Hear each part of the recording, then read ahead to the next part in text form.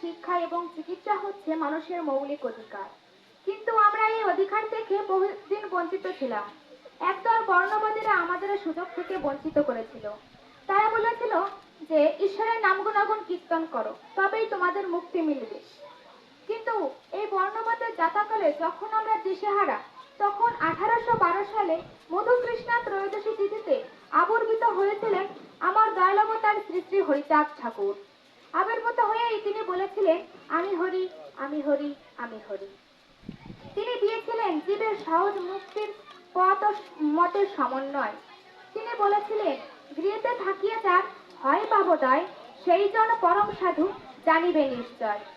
অর্থাৎ ঈশ্বরকে খোঁজার জন্য গৃহত্যাগ করা লাগবে না, ঈশ্বরকে খোঁজার জন্য কোনো জায়গায় যাওয়া লাগবে না। তুমি ঘরে বসে ঈশ্বরকে উপাসনা করো, হরিনাম করো, তবেই তুমি ঈশ্বরের কৃপা লাভ করবে।